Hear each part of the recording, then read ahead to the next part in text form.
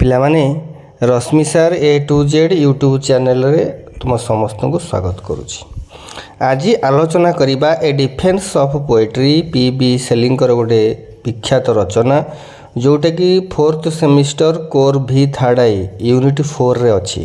A defence of poetry English ଲିଟରେଚରରେ ଗୋଟେ ମାନେ ପ୍ରସିଦ୍ଧ ରଚନା, ଗ୍ରେଟ୍ ରଚନା କହିଲେ ଅତ୍ୟୁକ୍ତି ହେବନି। ସେ ବିଷୟରେ ମୁଁ ଆଲୋଚନା କରିବି।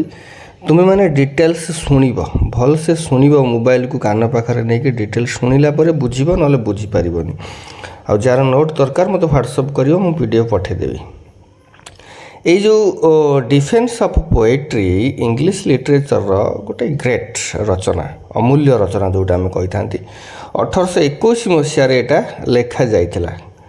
କାହିଁକି ଏଟାକୁ P.B. ଶେଲି ଲେଖିଥିଲେ ନା, ତା'ର ଗୋଟେ କାରଣ ହେଉଛି, ଏଇ ସର୍ଟ କୋଶ୍ଚିନ୍ ପଡ଼ିବ, ମାର୍କ କରିବ। ତା'ର ଗୋଟେ ବଡ଼ କାରଣ ହେଉଛି ତାଙ୍କର ଗୋଟେ ବନ୍ଧୁ, ବାଲ୍ୟ ବନ୍ଧୁ ଥୋମାସ ଲିଭ୍ ପିକକ୍, ସେ ଲେଖିଥିଲେ ଗୋଟେ ଦି 4 ଏଜେସ୍ ଅଫ୍ ପୋଏଟ୍ରି ଲେଖିଥିଲେ।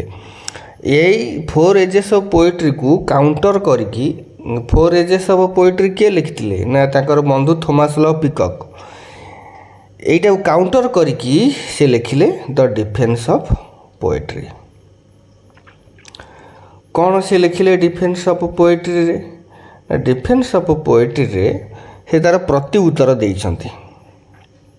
ଶେଲିଙ୍କ ମତାନୁସାରେ କ'ଣ ନା, ପୋଏଟ୍ରି କବିତା ହେଉଛି ମାନବ ମନର ଗୋଟେ ସୃଜନଶୀଳ ଶକ୍ତିର ରେଜଲ୍ଟ ବା ଫଳ। ଯଦି ଆମେ ଏହାକୁ କେବଳ ଛନ୍ଦ ଆଉ ଅଳଙ୍କାରରେ ଭାବିବା ତାହା ଠିକ୍ ନୁହେଁ। ଏହା ଗୋଟେ ଆମ ଭାବନାର ଗୋଟେ ଶୁଦ୍ଧ ଅଭିବ୍ୟକ୍ତି, ଯାହା ଆମେ ଭାବୁଥାଉ ବା ଚିନ୍ତା କରିଥାଉ, ଏବଂ କବିତା ସତ୍ୟଟାକୁ ସୁନ୍ଦର ଭାବରେ ପ୍ରକାଶ କରିଥାଏ, ଯେଉଁଟା ସେ କହୁଛନ୍ତି ଏକ୍ସପ୍ରେସନ୍ ଅଫ୍ ଇମାଜିନେସନ୍। ଓକେ, ତାପରେ କ'ଣ କହିଛନ୍ତି ନା, ତାପରେ P.B. ଶେଲି କହିଛନ୍ତି ଇମାଜିନେସନ୍ ଭର୍ସେସ୍ ରିଜନ୍। ଇମାଜିନେସନ୍ କ'ଣ? କଳ୍ପନା ଆଉ ରିଜନ୍। ଇମାଜିନେସନ୍ ଭର୍ସେସ୍ ରିଜନ୍ କ'ଣ ନା, ଇମାଜିନେସନ୍ କ'ଣ ନା ନୂତନ ଧାରଣା ସୃଷ୍ଟି କରେ, ସୃଜନଶୀଳତାର ମୂଳ ଉତ୍ସ। କିନ୍ତୁ ରିଜନ୍ ହେଉଛି ତଥ୍ୟଟାକୁ ବିଶ୍ଳେଷଣ କରେ ଏବଂ ଯୁକ୍ତି ଦେଇଥାଏ। ତେଣୁ ଶେଲି କହିଛନ୍ତି କଳ୍ପନା ବିନା ବୁଦ୍ଧିଟା ଅଧୁରା। କବିତା ଯେଉଁ ଇମାଜିନେସନ୍କୁ, କଳ୍ପନାକୁ ଆହୁରି ଶକ୍ତିଶାଳୀ କରିଥାଏ। ତାପରେ ନା, roll of poets. Roll of poets କ'ଣ ନା, ଶେଲିଙ୍କର ସବୁଠୁ ଫେମସ୍ ଉକ୍ତି କ'ଣ ନା, ମନେ ରଖ, poets R the ଅନଆକ୍ନଲେଜ୍ଡ ଲେଜିସ୍ଲେଚର୍ସ of the world. ଅର୍ଥ, କବିମାନେ ସମାଜକୁ ନୂତନ ଧାରଣା ଦେଇଥାନ୍ତି, ସେମାନେ ନୀତି ଓ ସଂସ୍କୃତିର ଗଠନ କରିଥାନ୍ତି, ତାଙ୍କର ପ୍ରଭାବଟା ଅଦୃଶ୍ୟ ହେଲେ ମଧ୍ୟ ଗଭୀର। ସେଇଥିପାଇଁ କହିଲେ poets R the ଅନଆକ୍ନଲେଜ୍ଡ legislature of the world. ତାପରେ କ'ଣ କହିଲେ ଶେଲି ନା, ପୋଏଟ୍ରି ଆଣ୍ଡ ମୋରାଲିଟି। କବିତା ଏବଂ ନୀତିଶୀଳତା, ଯେଉଁଟା ଆମେ କହୁଛେ ମୋରାଲିଟି, କ'ଣ ନା, କବିତା ମନୁଷ୍ୟରେ ସହାନୁଭୂତି ବଢ଼ାଇଥାଏ। ଏହା ଆମକୁ ଅନ୍ୟଙ୍କ ଦୁଃଖ ବୁଝିବାକୁ ସାହାଯ୍ୟ କରେ। ଏହା ନୀତିଶୀଳ ମୂଲ୍ୟକୁ ଶକ୍ତିଶାଳୀ କରିଥାଏ। ତେଣୁ କବିତା ମନୁଷ୍ୟକୁ ବେଟର୍ ହ୍ୟୁମାନ୍ ବିଇଂ କରିଥାଏ। ତାପରେ କ'ଣ ଆସିଲା? Poetry and society. କବିତା ଏବଂ ସମାଜ। କବିତାଟି ବା ପୋଏଟ୍ରି ସମାଜର ଉନ୍ନତିରେ ମୁଖ୍ୟ ଭୂମିକା ନେଇଥାଏ। ଏହା ମନୁଷ୍ୟକୁ ସଂସ୍କୃତିଶୀଳ ମଧ୍ୟ କରାଇଥାଏ। ବିପ୍ଳବ ଓ ପରିବର୍ତ୍ତନରେ ମଧ୍ୟ କବିତାର ଅବଦାନ ରହିଛି। ବିପ୍ଳବୀ କବିତା ଶୁଣିଥିବ। ତା'ର ଉଦାହରଣ କ'ଣ ନା, ଯେଉଁ ଫ୍ରେଞ୍ଚ ଯେଉଁ ରିଭଲ୍ୟୁସନ୍ ସମୟରେ ଯେଉଁ ପୋଏଟ୍ରି ଲୋକମାନଙ୍କୁ ପ୍ରେରିତ କରିଥିଲା, ତା'ର ଗୋଟେ ଗ୍ରେଟ୍ ଏକ୍ଜାମ୍ପଲ୍। ତାପରେ କ'ଣ ଆସିଲା ନା, ପୋଏଟ୍ରି ଆଣ୍ଡ ଅଦର ଆର୍ଟସ୍। କବିତା ଏବଂ ଅନ୍ୟାନ୍ୟ କଳା। କ'ଣ ଶେଲି କହିଛନ୍ତି ନା, ଯେତେ ସବୁ କଳା ଅଛି, ମ୍ୟୁଜିକ୍ ହେଉ, ପେଣ୍ଟିଂ ହେଉ, ଲିଟରେଚର୍ ହେଉ, ସବୁଗୁଡ଼ା ହେଉଛି କବିତାର ଗୋଟେ ଗୋଟେ ଅଂଶ।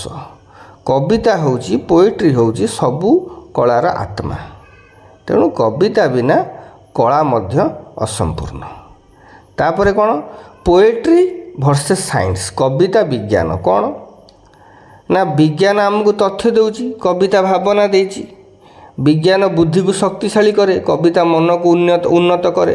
ତୁମେ ଯେତେବେଳେ ମନ ଭଲ ନଥିବ ଗୋଟେ ଗୀତ ଶୁଣିଦେବ, କେତେ ସୁନ୍ଦର ଲାଗିବ, ହାଲକା ହାଲକା ଫିଲ୍ କରିବ। ତେଣୁ ପି.ବି. ଶେଲି କହିଛନ୍ତି ଦୁଇଟି ଆବଶ୍ୟକ, ଦୁଇଟାଙ୍କ କବିତା ବିଜ୍ଞାନ ଆବଶ୍ୟକ, କିନ୍ତୁ କବିତା ମନୁଷ୍ୟକୁ ରକ୍ଷା କରେ। ବୁଝିପାରିଲ? ତାପରେ ଆସିଲା ଲାଙ୍ଗୁଏଜ୍ ଆଣ୍ଡ ପୋଏଟ୍ରି, କବିତା ଏବଂ ଭାଷା। କବିତା ଭାଷାକୁ ସୁନ୍ଦର କରେ, ନୂତନ ଶବ୍ଦ ଓ ଅର୍ଥ ମଧ୍ୟ ସୃଷ୍ଟି କରେ, ସାହିତ୍ୟର ଉନ୍ନତି କରିଥାଏ। ତାପରେ ଆସିଲା ସମାଲୋଚନା ଓ ପ୍ରତି ଉତ୍ତର, ଯେଉଁଟା କ୍ରିଟିସିଜିମ୍ ଆଣ୍ଡ ଡିଫେନ୍ସ, ପ୍ରତି ଉତ୍ତର। ନା ପିକକ୍ଙ୍କ ମତରେ କ'ଣ ନା କବିତା ପୁରୁଣା ଜିନିଷ, ବିଜ୍ଞାନ ଯୁଗରେ ଏହାର ମୂଲ୍ୟ ନାହିଁ।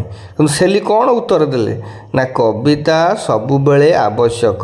ଏବେ ବି ଗୀତ ଶୁଣୁଛ, 70 ମସିହାରେ ଗୀତ ବି ଥିଲା, 40 ମସିହାରେ ବି ସଙ୍ଗୀତ ଥିଲା, କିନ୍ତୁ କବିତା ସବୁବେଳେ ଆବଶ୍ୟକ। ଏହା ମନୁଷ୍ୟର ଆତ୍ମାର ହେଉଛି ଖାଦ୍ୟ, ହୃଦୟର ଖାଦ୍ୟ, ଆତ୍ମାର ଖାଦ୍ୟ ହେଉଛି କବିତା। ତେଣୁ ଆର ଥିମ୍ଟା କ'ଣ ନା କଳ୍ପନାର ଶକ୍ତି, କବିଙ୍କ ସାମାଜିକ ଭୂମିକା, କବିତାର ନୀତିଶୀଳ ପ୍ରଭାବ ଏବଂ କଳା ଓ ସୃଜନଶୀଳତା। ତାର ଇମ୍ପୋର୍ଟାଣ୍ଟ କୋଟ୍ଟା ମନେ ରଖିବ ସବୁବେଳେ ନା poets R the ଅନଆକ୍ନୋଲେଜ୍ ଲେଜିସ୍ଲେଚର୍ସ of the world. ତେଣୁ ଶେଲି ଏଇ ଯେଉଁ ତାଙ୍କର ଯେଉଁ ନିବନ୍ଧରେ ପ୍ରମାଣ କରିଛନ୍ତି ଯେ କବିତା କେବଳ ମନୋରଞ୍ଜନ ନୁହେଁ, ଏହା ମାନବ ସଭ୍ୟତାର ମୂଳ ଶକ୍ତି। କବିମାନେ ସମାଜକୁ ଦିଗ୍ଦର୍ଶନ କରନ୍ତି। ସେହିପରି କବିତା ମାନବ ଜୀବନରେ ଅତ୍ୟନ୍ତ ଆବଶ୍ୟକ ଥିଲା, ଆବଶ୍ୟକ ଅଛି, ଆବଶ୍ୟକ ମଧ୍ୟ ଭବିଷ୍ୟତରେ ରହିବ। କବିତାର ଯୁଗେ ଯୁଗେ ଆବଶ୍ୟକତା ରହିଆସିଛି। ବୁଝିପାରିଲ? ଏଇଟା ହେଉଛି ଡିଫେନ୍ସ ଅଫ୍ ପୋଏଟ୍ରି। ସେ ଯାହାକୁ କାଉଣ୍ଟର କରିଥିଲେ, ପିକଙ୍କର ଯେଉଁ ଲେଖାକୁ କାଉଣ୍ଟର କରିକି ତାର ପ୍ରତି ଉତ୍ତର ସିଏ ଦେଇଥିଲେ। ଠିକ୍ ଅଛି, ମୁଁ ଆଶା କରୁଛି ତୁମମାନେ ବୁଝିପାରିବ। ଯଦି ଭଲ ଲାଗିଲା ଲାଇକ୍ କରିବ, କମେଣ୍ଟ କରିବ। ଆଉ ଯେଉଁମାନଙ୍କ ନୋଟ୍ ଦରକାର ମୋତେ ହ୍ୱାଟ୍ସଅପ୍ କରିକି ନେଇଯିବ। ନମ୍ବର ତ ଚ୍ୟାନେଲରେ ଅଛି, ବିଭିନ୍ନ ଭିଡ଼ିଓରେ ତୁମମାନେ ସେଇଠୁ କଲେକ୍ସନ୍ କରିବ। ଆଜି ପାଇଁ ଏତିକି, ପୁଣି ଦେଖାବ ନେକ୍ସଟ କ୍ଲାସ୍ରେ। ରହୁଛି, ହାଭ୍ ଏ ଗୁଡ଼୍ ଡେ।